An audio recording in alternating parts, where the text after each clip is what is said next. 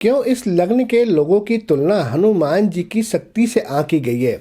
इनको मीठा खाना बहुत क्यों पसंद होता है। अपनी बातें कहने में ये कभी भी झिझकते नहीं हैं और कई बार ये इतनी बेबाक बातें बोल देते हैं कि इनके अपने ही इनसे दूर हो जाते हैं। क्यों इनके शौक बहुत लंबे समय तक नहीं कायम रहते। वो कौन सी बात है जो इनको जीवन भर याद रखनी चाहिए, नहीं तो ये हवन कुंड में जलती लकड़ी की तरह अपनी उस अग्नि से खुद को ये जलाते रहते हैं। और एक ऐसा सीक्रेट बताएंगे इस लगन के लिए कि अगर इन्होंने ये याद रख लिया तो जीवन में ये बहुत तरक्की करेंगे और जीवन में अपने जो सही मुकाम है उसको हासिल कर पाएंगे।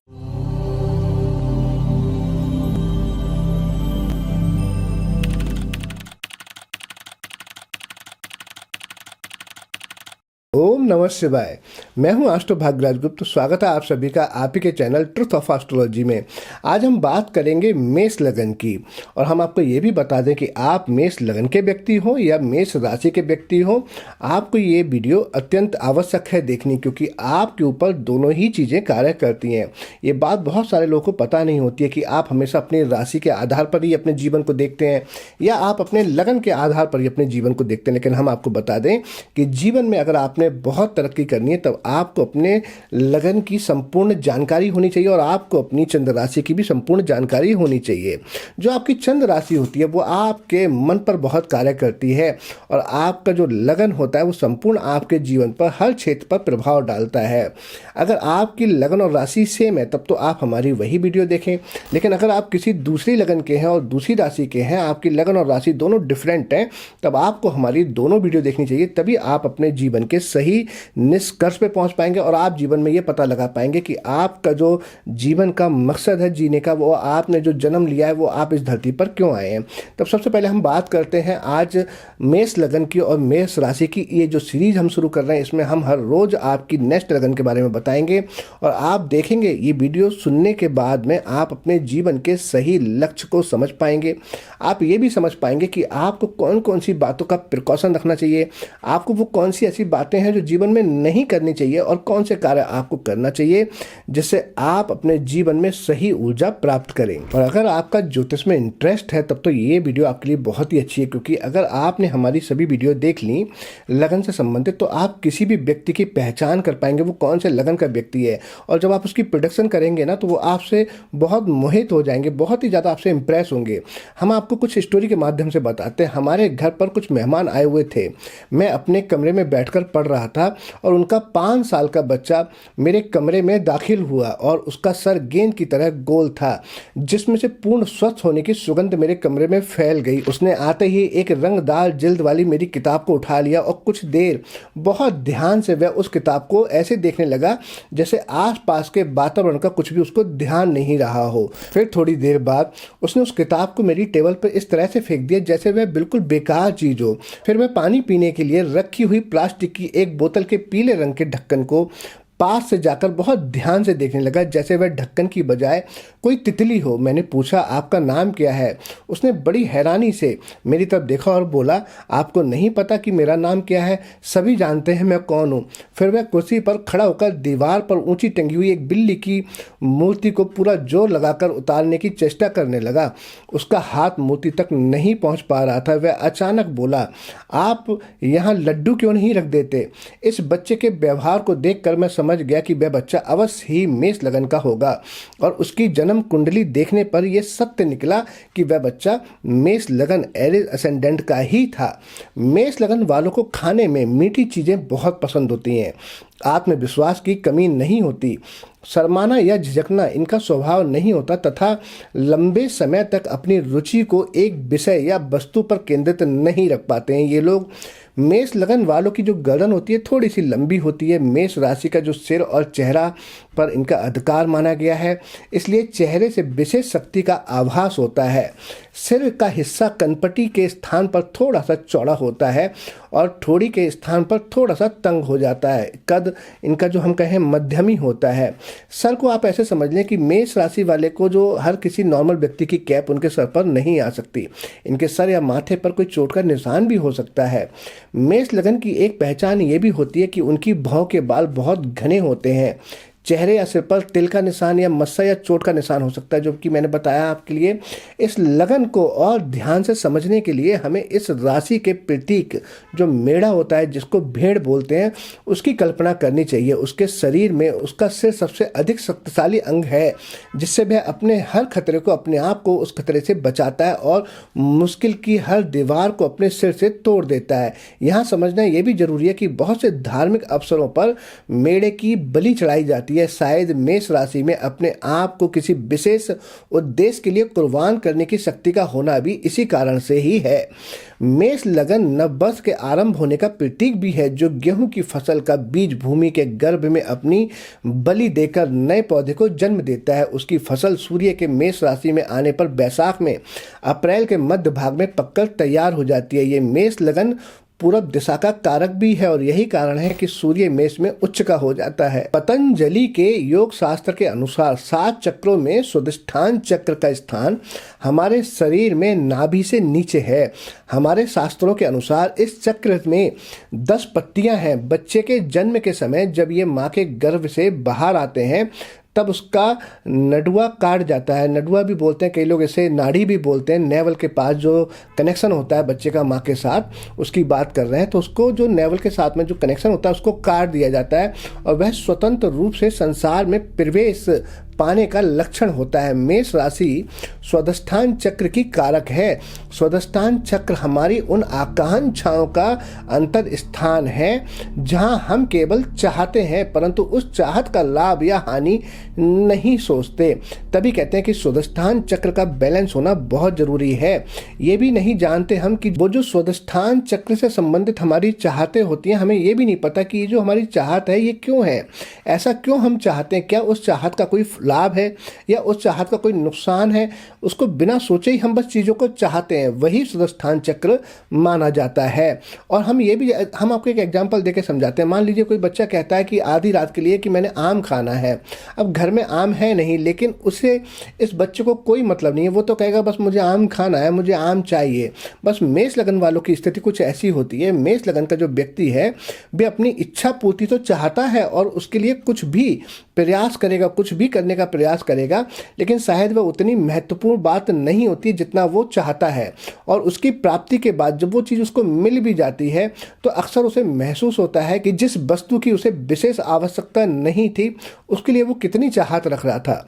मेष राशि के लोगों के जीवन में बहुत जोश के साथ आरंभ किए हुए कार्य कुछ समय के बाद अपने आप छूट जाते हैं और उनके जीवन की बहुत सी उपलब्धियां पर धीरे धीरे समय की धूल पड़ती रहती है और थोड़े से समय लगने के बाद में वे प्रत्येक कार्य को दूसरी लगनों के मुकाबले की तुलना में बहुत जल्दी पूरी शक्ति लगाने के बाद में, उस कार्य को पहुंचाने के बाद में फिर वो छोड़ देते हैं। किंतु लंबे समय तक ये लोग अपने शौक को कायम नहीं रख पाते, इनकी बस की बात नहीं होती। वे बहुत अच्छे मुक्केबाज, फुटबॉल के खिलाड़ी या बैडमिंटन के लिफ्टर तो हो सकते हैं, लेकिन शतरंज या क्रिकेट खेलना उनके स्वभाव के अनुकूल नहीं होता। चीन के सबसे अच्छे ज्योतिषी के ज्योतिष शास्त्र के अनुसार मेष राशि को ड्रैगन कहते हैं। वहाँ पर ड्रैगन चीन के मिथिहास के अनुसार बादशाह या संपूर्ण पुरुष का प्रतीक है। ये दोनों प्रतीक शक्ति के रूप हैं। शायद यही कारण है कि ये लोग प्रत्येक वस्तु को शाही ढंग से या बहुत बड़े पैमाने पर करना चाहते हैं। इनको बोला जाए कोई छोटा काम कर लो तो कहेंगे नहीं, छोटा काम हम नहीं करेंगे, हम छोटे काम के लिए नहीं बने हैं। और मैं आपको बता दूं कि जो लोग छोटा कार्य से शुरू करते हैं ना, धीरे धीरे वो बड़े बन जाते हैं। बट ये लोग क्या कहेंगे, नहीं हमने बड़े कार्य से ही शुरू करना है। इस लगन के व्यक्ति को जहाँ चीन के ज्योतिष में बादशाह या संपूर्ण पुरुष का प्रतीक कहा गया है, वहीं भारतीय इतिहास में इस लगन को समझाने के लिए हनुमान जी की कल्पना करें, क्योंकि मेष राशि के जो स्वामी मंगल हैं और मंगल ग्रह के जो इष्ट देव हैं वो हनुमान जी हैं, जो अपने आप में एक बहुत ही जोशीले हैं। जब लक्ष्मण जी मूर्छित हुए थे तब उनके मूर्छित होने पर संजीवनी बूटी लेने गए थे और संजीवनी की पहचान ना होने की वजह से अपने जोश में संजीवनी बूटी ही क्या, संजीवनी बूटी का पूरा पहाड़ ही उठाकर ले आए और लक्ष्मण जी को जो है उन्होंने मूर्छा से निकाला।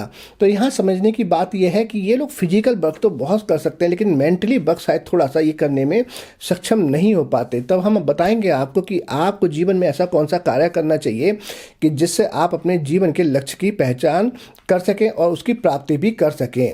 तो जो हनुमान जी की मैंने बात बताई, पूरा पहाड़ी उठाकर ले आए थे। कई बार किसी परिस्थिति को बुद्धि की बारीकी से सुलझाने के बजाय अपनी असीमित शक्ति को पहले ही निर्धारित कर लेते हैं मेष लगन या मेष राशि के व्यक्ति, और कार्य आरंभ करने से पूर्व ही उनके अंदर जोश का इतना ज़्यादा संचार होता है कि उनकी आग की तरह जल रही इच्छाएं धुएं में बदल जाती हैं। यदि वह अपने असीम उत्साह को काबू करके की आदत अपने अंदर डाल सकें तो उनके जीवन की प्राप्ति का स्तर बहुत ऊंचा हो सकता है। अगर उन्हें किसी योग्य आदमी की राय मिलती रहे तो उनके उत्साह की अग्नि मुश्किल के हर बीहड़ जंगल को जलाकर अपना रास्ता साफ कर लेगी। इसके विपरीत यदि मेष लगन वाले अपने जोश को काबू में नहीं रखते हैं, किसी योग्य व्यक्ति की सलाह नहीं लेते हैं, तो ये आग उनके निजी उत्साह को जलाकर राख कर देगी।